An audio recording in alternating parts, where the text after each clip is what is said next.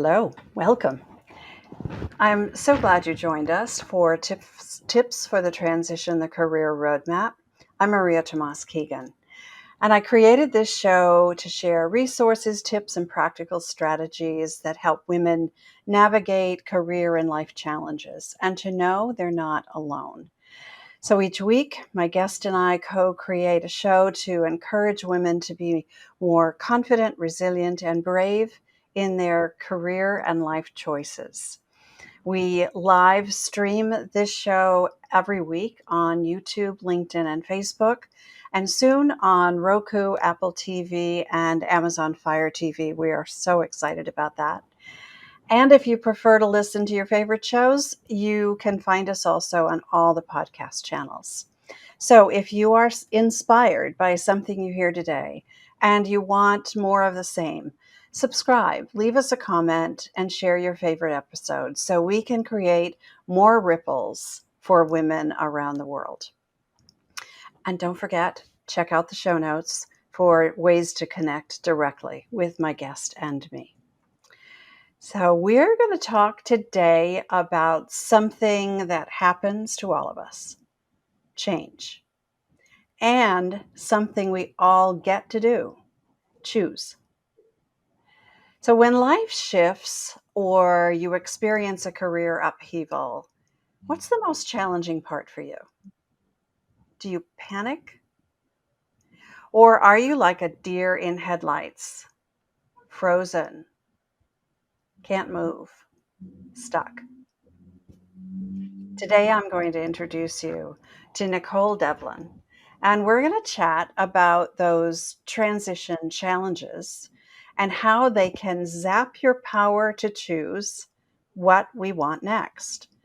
Nicole is a life coach, teacher, and speaker whose passion comes from 30 years' experience guiding intelligent professional people and small businesses to succeed powerfully in whatever life and vocation they choose.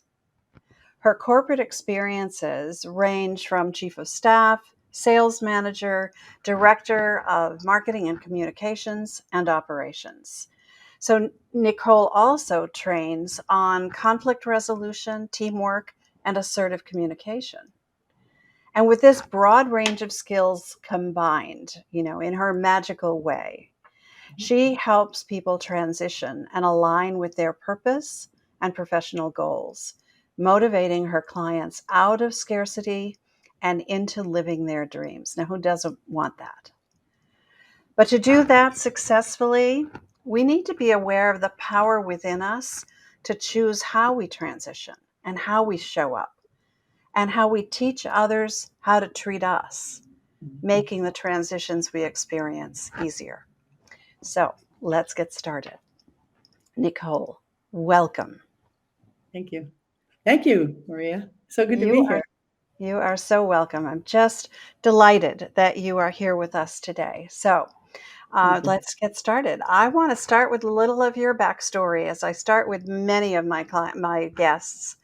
What led you to do the work you do now?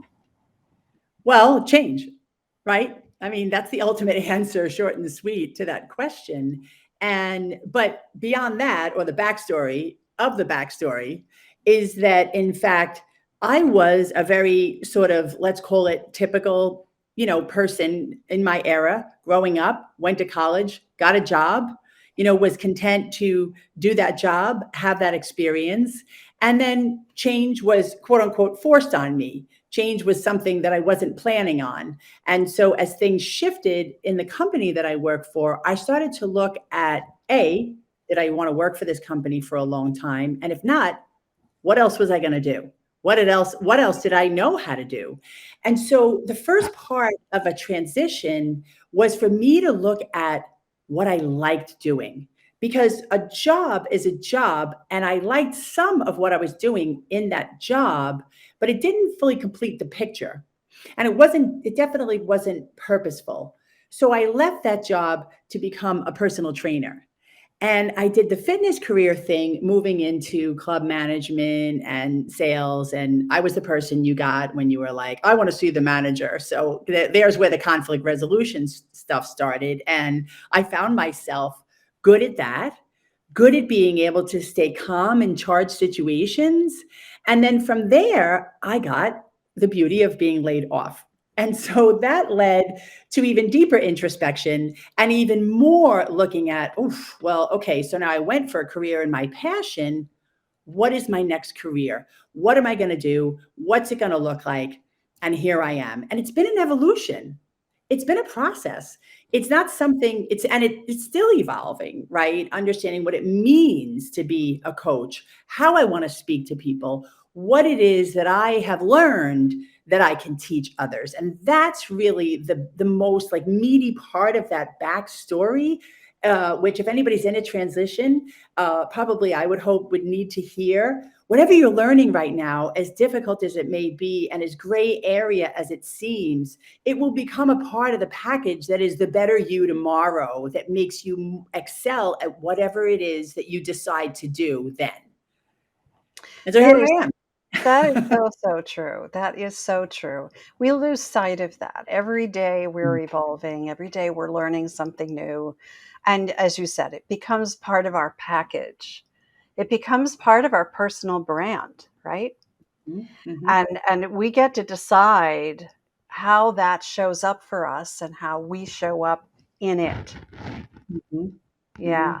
Mhm. Yeah, I Absolutely. love that. Absolutely. Yeah. Yeah. The showing up is everything, as you know. I mean, the showing up when you feel like it, the showing up when you don't feel like it, the showing up when you want to and you feel like you're on top of your game, the showing up when you feel like a big fat loser. It really, the action part of life really, that's such a big part of it, because Mhm. if I did everything according to how I feel rather than a sense of responsibility for showing up, I would probably do nothing but eat donuts all day. I No offense against donuts. I hope it's not all day, but yeah, I understand. Yeah, yeah. We have to push ourselves through that, and that takes learning some Mm, tools and learning resilience and confidence and all of those things that help to kind of push us forward and through it. So, mm. what do you find is the most challenging aspect for people who are in a life or a career transition? I know how I would respond to this, but I want to know what you think. What's your experience? Well, I mean, gosh, I could come up with a list, but I would have to say the biggest piece of it is the mindset game. What is not so much what's happening, because I tend to, and this is kind of outside like bigger picture my belief system, but I tend to think everything's happening for a reason, and the way things are happening isn't necessarily your final reality. And so when one is in transition, it's that hallway feeling, it's the gray area, it's the discomfort. And the truth is there's a lot of different things you can do to mitigate that discomfort, to really place yourself in a position of more comfort and more feeling of safety and security during a time of transition. And the way that you can do that is to find healthier spaces for your mind. Because yes, tips like finding community, finding resources, help, all different kinds of ways to get you through the transition, a career counselor, a coach, whatever it is, those are good, but you will still spend many hours a day alone. And if you can't make peace with your mind and make peace with what's happening in your experience, it's gonna breed fear like termites in the wall. Right. And then all of a sudden you realize one day you're like stuck, you haven't been doing anything, and it's just getting harder. And then you start to talk about it getting harder, and then it gets even harder. And then Yeah. you talk about it getting even harder. And you see it's an ongoing circular cycle where that's the thing, is like keeping my mind out of the gutter, out of the dark den of, that nothing's going to happen. Why did this happen? How could this happen? All those negative questions that will pervade my thinking if I leave my mind untended. Yeah, it's like that. It's that self-fulfilling prophecy Yeah. kind of cycle that we Yep. can get into. A mentor of mine loves to call it our stinking thinking, and we can sabotage ourselves so easily by just the thoughts that we have. Hmm. And when we get to a place Yeah. where we feel more peaceful in our thoughts, as you said, Mhm. and we are able to think more positively about the what's next instead of what happened. Okay, so this is where we are Yeah. now. What's next? What do I do next? What are my options? What are the opportunities? What are the possibilities? And when we start thinking more like that, Mhm. that motivates us and it gives us some momentum. Yeah. Yeah. And doors The open. mindset game, you're so right that is a huge it starts there, I think. Yes, I I believe think it so. does.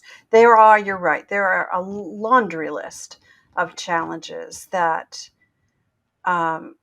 we face when things are changing significantly for us in our Yeah. lives or in our careers or both. When it happens to our career, it happens to our life, and vice versa. Exactly. Yeah, but yeah, so I totally agree.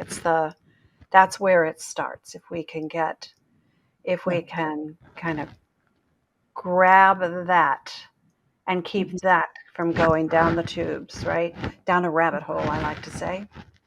Yeah. And I think the last time you and I spoke, you said something about correlating work to life. People spend so much time at work. And when something happens to transition them out of, especially a long term position, or that job, which is a big part of their identity, disappears, they're left with the big question, right? Which a lot of us are contemplating now, which I think is a beautiful thing. Who am I? Who Not am what I do now? Absolutely. Yeah. who am I now? And Yeah. in order to get to the next place of transition or stage in your life or the next step or the next evolution, one has to define that, I believe. I have to define who am I before I can properly define what do I want to do.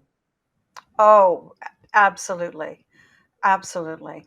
I think Mhm. there are three uh, foundational questions that when we find ourselves in this state of flux, who am I now?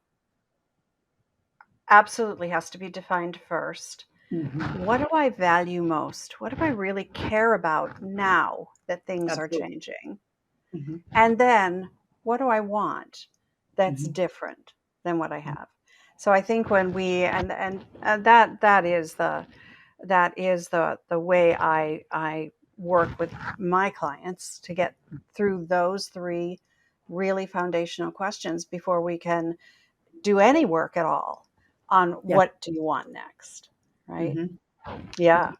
Yeah, and defining your values as what you like and what you're interested in, that's big because Yeah. people often, as I did, separate their job or what they do from their values, and that's okay. Some people do that. That works. For me, once I actually sort of this what I do changed, I had to look at my values in order to define what I wanted to do next. And And that who was you wanted to become, yes, right? yes, Yeah, because that yeah, we are always evolving. And the blessing and the curse of mhm, change is that we are always evolving and yeah, change is always happening.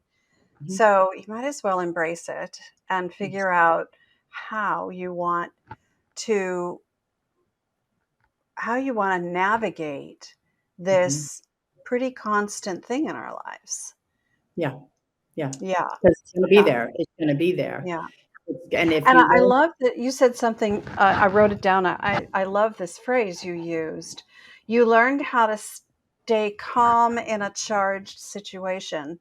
mhm, And that really is calm is one of it's kind of my underlying essence. That's yes, kind of who I am. But when things shift and change rapidly, I struggle to find that, to stay calm in a charged situation. But that is it's a great aspiration, Yes. right? To Yes. find the way to do that, the way Mhm. to do that, and that will build resilience. It will build confidence. Yeah. Yeah. All And right. people, yeah, Go go ahead. ahead. No, I was No. going to say, people don't realize how much of everything is energy.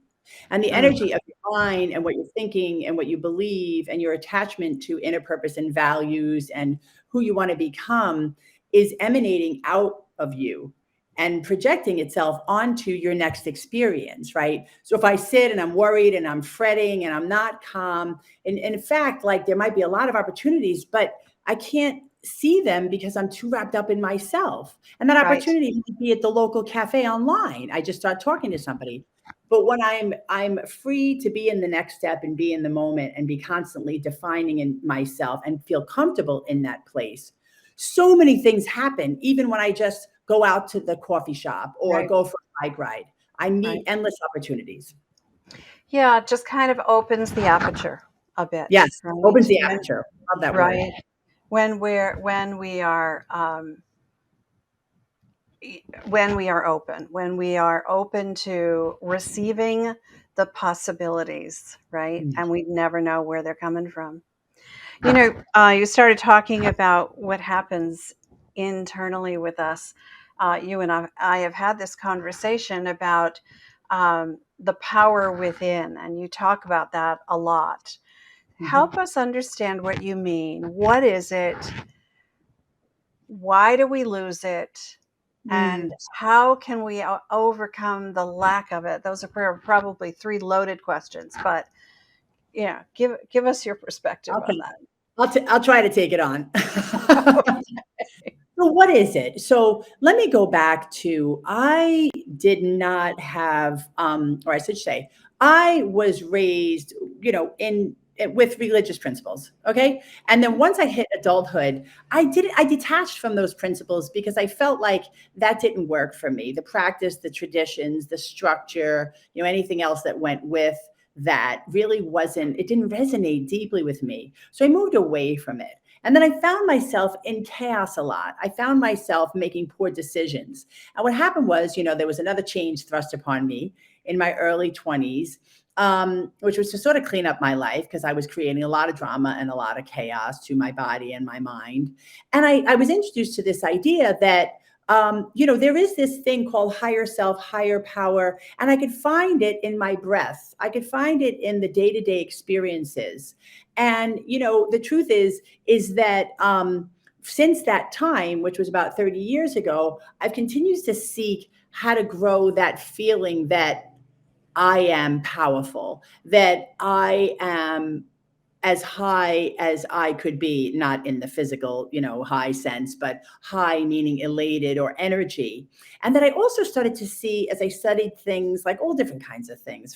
I mean, I'm telling you, I've done all kinds of crazy stuff for the purpose of growing and growing myself and changing myself. And what happened was, as I started to see things like, really, it was literally palpable and clear, was that when I neglected that power, i.e., I didn't take care of myself, I overthought and caused myself stress. I did things without managing time and felt chaotic. When I ignored that feeling that I was empowered, for lack of a better word, my life kind of went into the pot pretty quickly. It went down fast. And then I also got the sense that when I did simple things like looked at how I thought and felt and tried to change my perception, tried to educate myself about how my brain works, how my emotions and my brain work together, how to get more in touch with my soul and my purpose. And when I did those things, I felt more confident. I felt more good about myself. I felt more in touch with my purpose and values. And then again, it seemed that my experiences seemed to reflect that added confidence, that added esteem. It wasn't the other way around. In fact, if I was to look at my job, my experience, my man, where I live as being powerful, I would be waiting for trouble.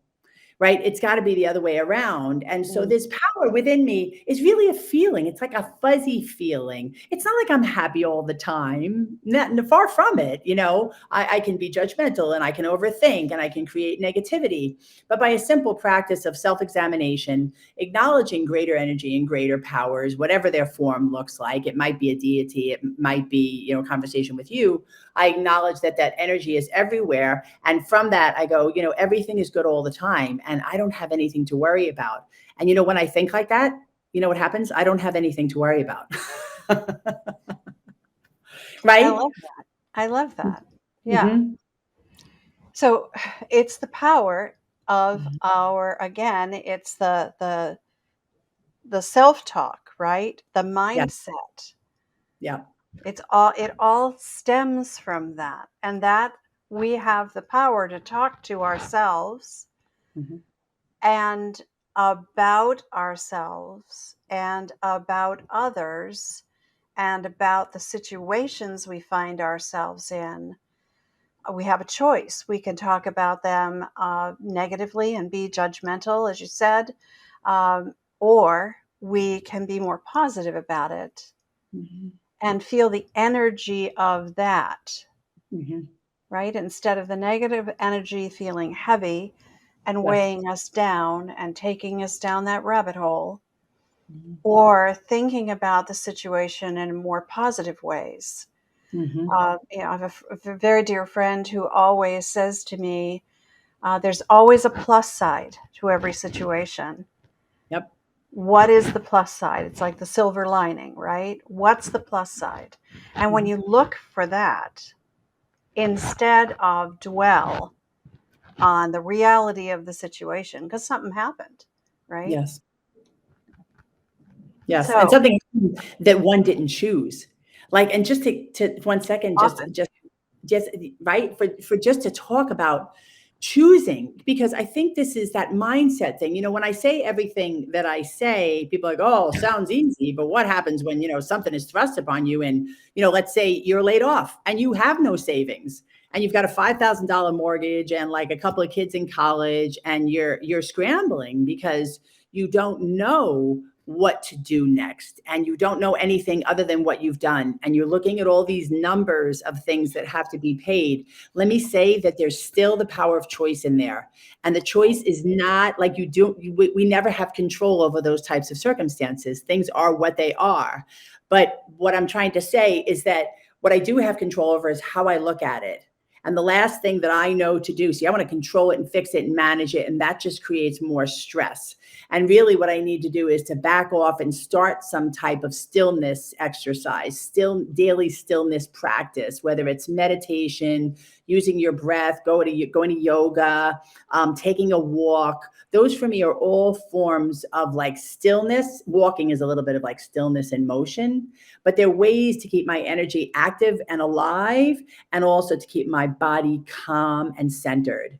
And I need those different energies to be able to find solutions, find the right right, work. right, right. So that you can think more clearly and Yes, that you can yes, be a solution finder instead of a problem seeker, that's right. right? Yes, Yeah, I love that. yeah, yeah. So, um, you and I have very similar backgrounds in that we were raised with a religious foundation. Mhm. Um, and now what and I have walked away from the structure of that as well many years ago, but find myself in a more spiritual um, realm now. I have Mhm. very strong beliefs, Yes. um, but they're not they're not tied to any formal religion, but there's power in that as well, right? Mhm. It's an Mhm. inner power, it's an inner faith, Mhm. and it's a sense of no matter what happens, Mhm. I'm not giving up. No. No matter what happens, I believe that, everything happens for a reason. That's a belief of mine. A lot of Mhm. people laugh at me when I say that. Dear friends laugh at me when I say that. But I believe that. Everything happens for a reason. I may not know what it is at the moment, but that makes me feel like I have power. Mm-hmm. Mm-hmm. Yeah. So And it's why a, do we lose it? why do we lose the power? Why do we lose that sense of that power within? Why do we lose it? Well, I mean, that's a great question. And, I talked to this woman yesterday who does this program for kids. And she says things like, she told me that, like, if you were to go into a classroom of children and ask them, like, are you a genius at 5 or 6? They'd be like, yeah. And by 7, they're like, oh, I don't know. I think she's really smart. Yeah, there's a process of maturation. And I don't know, I can talk about this till the cows come home. Is it society? Is it conditioning? Is it the media? Is it religion? Is it our parents? Is it us? Is it the way it's And it's supposed to be? all of those things.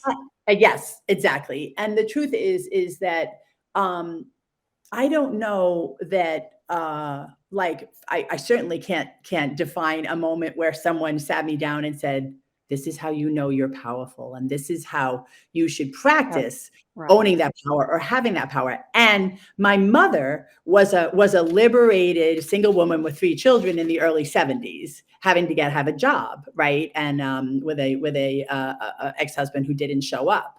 Right. So it's not like I was a witness to something that like didn't show me power. Right. Especially as far as women and women in the workplace and women, I'm woman, hear me roar kind of stuff.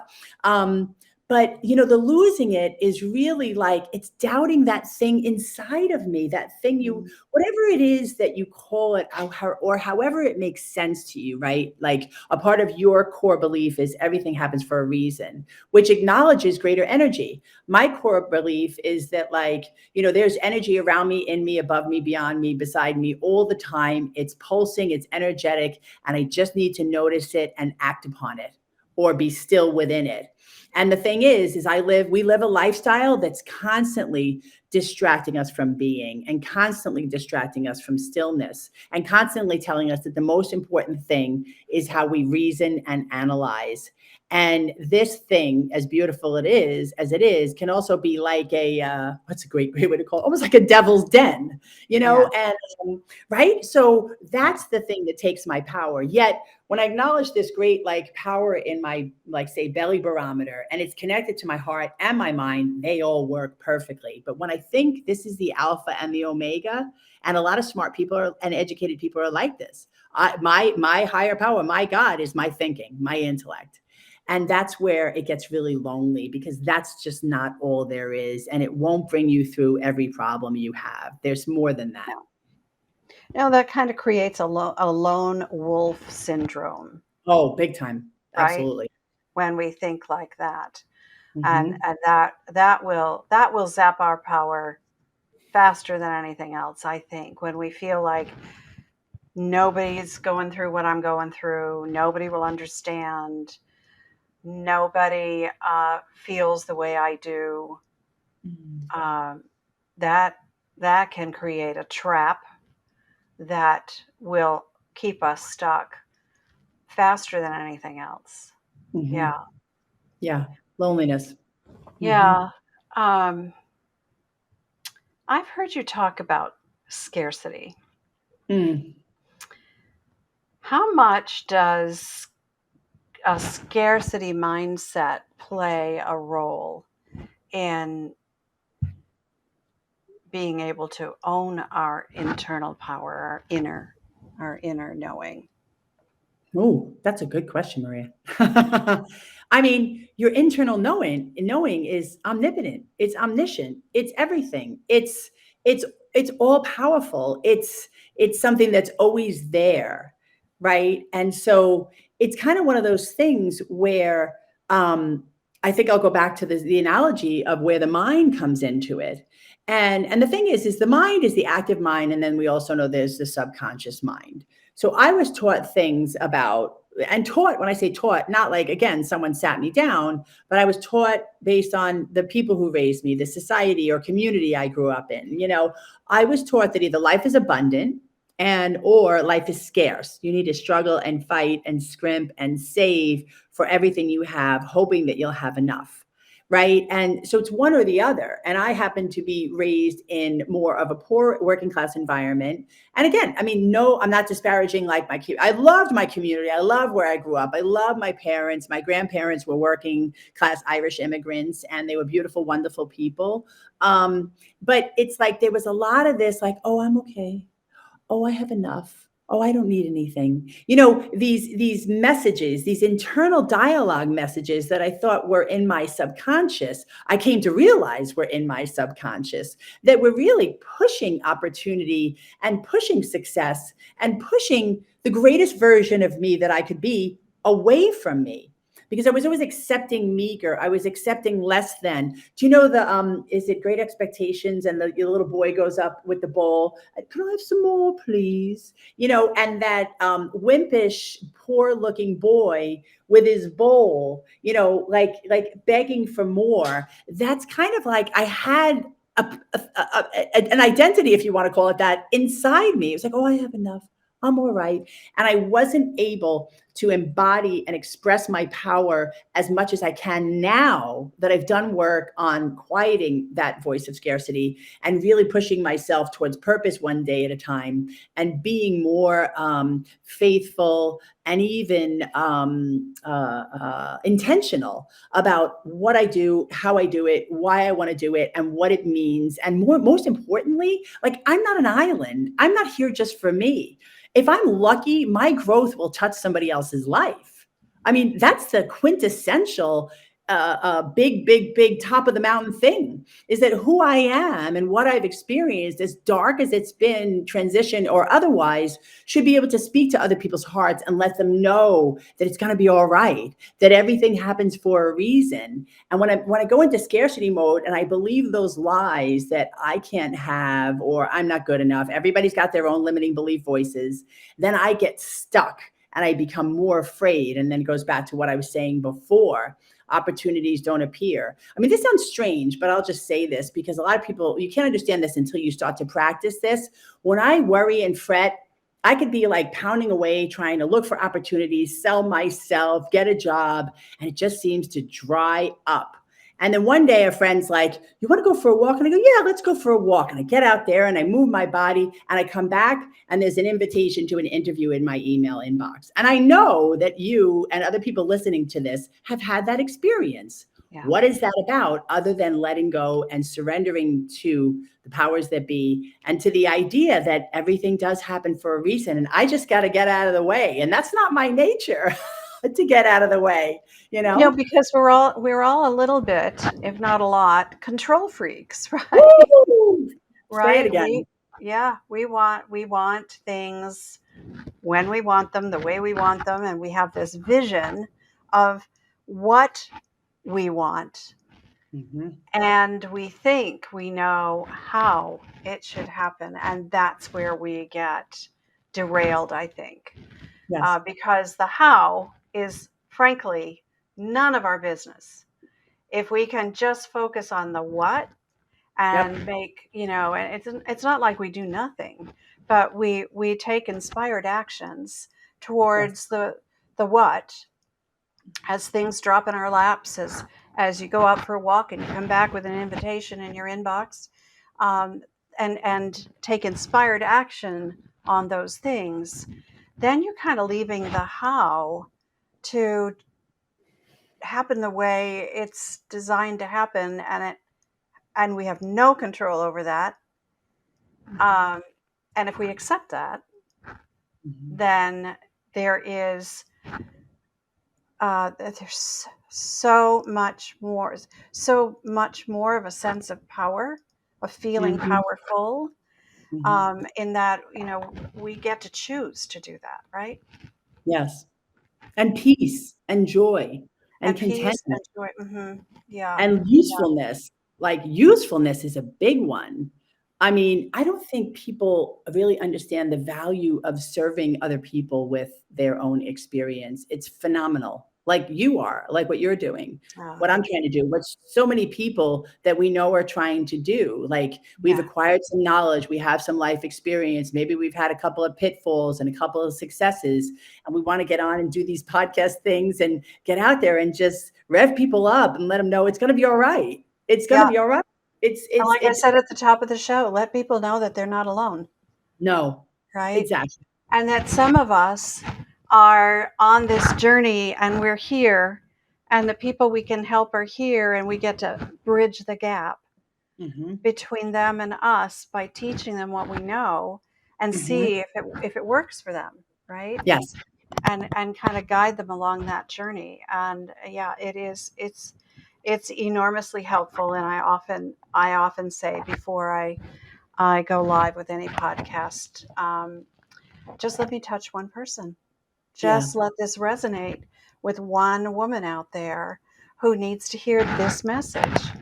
And you don't have to tell me about it, but I'd love to hear if it did. Just drop a little note somewhere, Right. and let me know, and that will let me know that what we're doing here has value and it's helping, Hmm. and um, and that just makes it all worth it. Yes. Yes, definitely. Always. Yeah, yeah. And you don't need to know, you're right, but it's a beautiful thing when somebody does reach out and say that, like I was going to say this funny thing. My ex-boyfriend's mother died. She was 90. And what she was just a kick butt kind of like, Midwestern farm girl kind of woman, and like, broke the mold type. And she put in her will that like, I only want she had 10 kids. I only want one person to speak at my funeral, 5 minutes max. I don't need any accolades. I've had enough of those in my life. Isn't Oh, good for her. that great? But that's That's kind of the great. way. I don't need people to buoy me up. And it's nice, it's lovely. But when I get it and somebody really means it, I cry. Yeah, yeah, yeah, yeah. Indeed. Yeah. Yeah, it's good stuff. So, we've talked about judgment and closing ourselves off, and how those can zap our power. Mhm. What do you think about it? That's what I think of as the polar opposite of that, would be love and maybe listening. Mhm. How do they play a part in accessing our internal power? Oh, well, I believe questions are prayers. So, because I don't Oh, practice like a love that. specific religion, as soon as I have a question or I have a thought, it pops into my head and I believe it goes up or down, whatever you believe. And from there, what happens is the next couple of days are like me getting answers to those things, right? And so what happens is, I'm just starting to talk and I'm thinking to myself, can you repeat your question? Because I think I might be on the wrong track. So if you wouldn't mind. No, not at all. It's so love and listening. Love and How listen. do how do those play a part in us accessing our Okay. internal power? Got you. Thank you. Thank you for repeating that. Sure. And so by my nature, I think a lot and I talk a lot. Right. And then there was a part of when I was younger, it was like it became this self-absorbed bubble where that was more important for me to talk and say things. And I connected with people because I like people, but it wasn't the ultimate way to be, because ultimately what I needed was to connect with people by listening more, by loving them, by trying to love them even when I didn't like them. And Yeah. so, for example, like, this idea of, loving and listening is very, very powerful because I can get out of the way. And going back to this idea, I sort of split my answer here of the way I think and that like a thought is a prayer.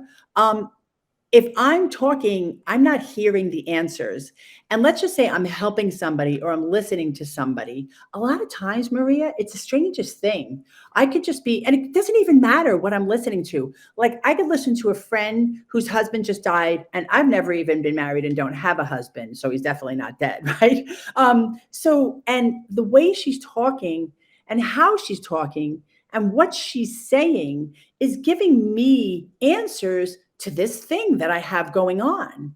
And I would never realize it if I wasn't lovingly present and capable of not just closing my mouth. That's half the battle. Because the other half is shutting my mind down to be able to really hear people, really be present. Like that bothers me that I forgot your question because, in these types of scenarios, you're a bit, it's a little bit like, oh, what's the answer? And, for a minute, you have to stop yourself and then you forget the question and you say, did I not listen to her? But I did, Right. but it's again, the mind and the energy that love and listening bring me answers that I don't even know I'm looking for in my life.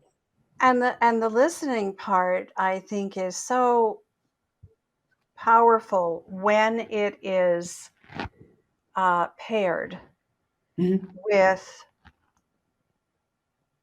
no judgment, Oh, yes. right? So we're listening with love, right? And we are not passing judgment on how she feels, what she's saying, what she's being going through, how Mhm. she's going through it. She might be struggling, and we might be thinking, "Oh, she shouldn't. She doesn't need to judge. She should be over this by now, right?" Passing Uh-huh. judgment, right? If we could just be Mhm. present, as you said, be present for her in wherever she's at, right? Mhm. And not passing judgment, which is being loving, right? Yes. Yes. Yeah, yeah. Um, and that, when we are sitting in that space, Mhm. I think we are absolutely in our power. Yes. Yes. Yeah. I totally agree with you. I absolutely that almost when you say that, you sort of paused, it made me emotional. And my emotion is my power. My Mm, ability to have my brain be present and hear what people are saying and then having it hit my body in yeah. a way that's pure because I know that feeling of love for somebody where I feel that love for my mother. She could be talking about rearranging the shoes in her closet and I'm rapt, you know, Yeah. because I just adore her. Doesn't matter what Yeah. she's talking about. And when I Right. feel, kind of go back and forth, when I can listen with that rapt attention, I can feel love. And when I feel love, I can listen without judgment. Yeah. Yeah. It's so beautiful. All right. So I have one last question for you before I ask you to wrap this all up in a bow for us and give us your key takeaways. What makes you feel powerful? Well, mm, for the most part, two things. I have a very strong body. And the earlier part of my life, I really polluted my body. I didn't have any sense of how important it was, the channel my body was, the house that it was, and I disrespected it. And so for me, taking care of it is, and I go in and out of it, because I like come from people who love bread and butter and cheese and ice cream and cookies. And it's like, but the more I honor my body by like feeding it, moving it, loving it, I feel really powerful. And I feel like people can see it in me as well. And so Mm, that's a good thing. But also the bigger part of it is really that basic understanding that I alluded to before, that no man is an island, so to speak. And my life gets better and better the more I think about other people and how to meet their needs. Not taking care of people. I'm not a caretaker, but right. I have, I guess, what one might call even a maternal instinct. And I listen to a lot of younger women who are troubled, having difficulties, whatever, around relationships, money, and there's a real catharsis to that. There's a real sense of grounded purpose about my entire life when I can share things that have happened to me, and they have that feeling, Maria, back to the initial part, that they're not alone. Yeah. Yeah. Yeah. There's great power in that. Yes, Right. Thank you for sharing that. I appreciate it. my pleasure. All right. So we get to this point in every episode. I'd love to just continue this conversation. But would you share with us? We call this show Tips for the Transition for a reason.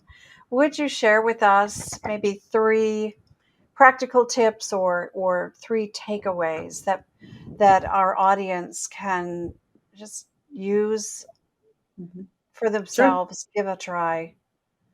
of What's course. your first one?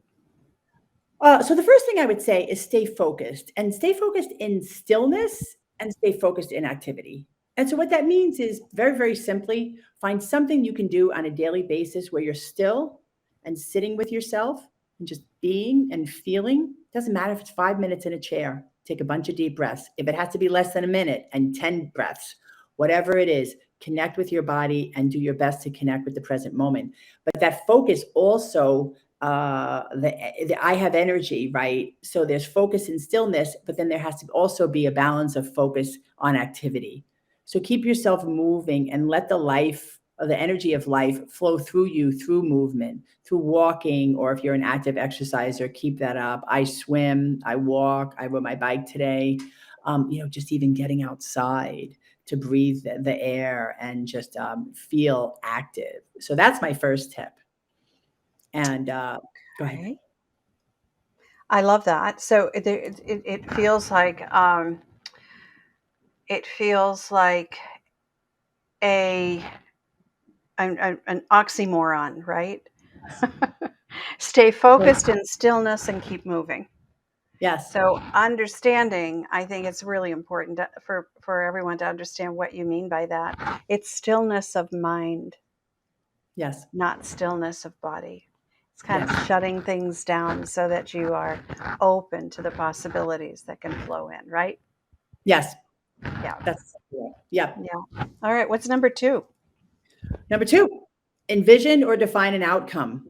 Because this is important because the mind is powerful. And if you dream, I don't know who said it, but if you dream it, you can begin it. Right. So when you visualize where you want to go, when you say to yourself, this is where I'd like to be next. And even just, identifying, what car am I driving? Who am I with? Who's around me? What kind of people am I working with? What do they look like? Am I going to work or working from home? Everything from how your life is outside of work, picture that. And when you're in a place of trouble, picture that outcome, picture that vision, because your mind has great capacity to envision and great creativity. And if you allow it to flow to these wonderful dreams that you have, you're going to figure out how to get there. Right. Just, put your mind on that picture. Keep putting your mind on that picture, especially when you're afraid and you feel limited. Just keep putting your mind on that picture and doors will open. Yeah, and I like to suggest that if you write that down, Mhm. Yes. if you start just kind of creating that picture in words, you can keep adding to it when it gets clearer for you. But having actually the practice of writing it down makes it more palpable, I think. Mhm. Love that. Yeah. What's number three? Really, number three is like knowing what you want. Mm. Power is desire. And again, when the example I used before of like how I'm in here and I'm on the board and then I go and I take a walk. I forget that there's a little being in me that wants to play. And there's this person in me that wants to have fun. Of course, I want to have fun all the time, which is a little distorted or maybe delusional. But yet, I need to let that person out and have that person have desire. So at the same time that I like eating healthy, when there's a good cookie place around and I want a cookie, I'm going to go eat the cookie, and like I need to remember that again, in the same way mindset has its own power, so does the feeling of desire, wanting what I want and just actually achieving or going after or accepting what I want. So going out for a night dancing, I mean, I've had to learn this when I felt like I didn't have money to spend or I was scarce with funds and someone invite me out and I'd be like, I don't have the money. I would probably spend it anyway nowadays just because I think it's the right thing to do. And again, it elevates my energy and it causes me to think more clearly and causes more opportunities to open up, including ones where I go have fun.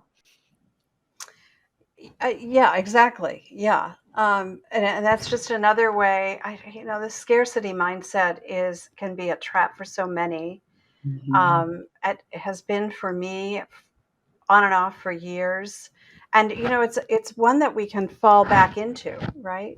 When things aren't going the way we thought they should be. I hate that word, but when we think that things should be different because we're doing all the right things, right? that Yes. things aren't happening the way we think they should. Mhm. Yeah, we're closing ourselves off. Yes. So desire, you're so right. Desire is it's dreaming, right? It's figuring out, allowing yourself to dream. Yeah. And that's another thing I think a lot of people shut down. And when they do that, they are relinquishing their power to choose what they really want. Mhm. Yeah. I love And there's this. excitement. Yeah, there's excitement in that power. There's excitement in desire. Isn't Yeah. there when your body's buzzing and you're like, "Oh, I really want to do I'm excited. Yeah. Excited about doing that." It's good. Keeps you Yeah. alive. It keeps you It ticking, keeps you does. It moving. does. Nicole, I really have enjoyed this conversation with you. I think our audience have gotten some great golden nuggets out of this conversation, and your tips that you wrapped up with are um, so insightful, and they're key to being able to choose um, what it is we want, and allowing it to happen, Yep. allowing it to happen, and that brings power from Yes, within. I love that. definitely. Well, I know that there are going to be some people who want to reach out to you directly. So, what is the one best way that they can do that? Probably my email, Nicole@NicoleDevlin.com. And obviously the URL is also my website, as Maria posted Okay. it. Yep. All right. Be great. So, I'd love to hear emails and anything else, any questions or anything else I can help with. I'd be happy to entertain. Thank you, Maria. oh, Thank you you're for your so welcome. You are so welcome. It is my pleasure, and I appreciate your being here today. Mhm. And I want to thank everyone else for joining us, for watching and listening. I do appreciate that you are a part of this community. And if you enjoyed this episode, as I said earlier, please subscribe, comment, click a star, and share it. And let's let more women know that they are not alone. Mhm. I love creating and sharing resources for women. And as a career and life coach, I work with women to help them navigate challenging times more quickly and gracefully. So, if something resonated with you and you would like to continue this conversation or share your circumstance and get a fresh perspective, I invite you to continue the conversation within my private Facebook group called the Career Transition Roadmap. And the links for it and all of the links to connect with Nicole and me are below in the show notes. So let's meet again here next Wednesday. As they say, same time, same place. Because you know what? I believe it's our time to thrive, and Yep. I want us to thrive together. So till next time, I'm Maria Tomás-Keegan, helping you turn transition into triumph.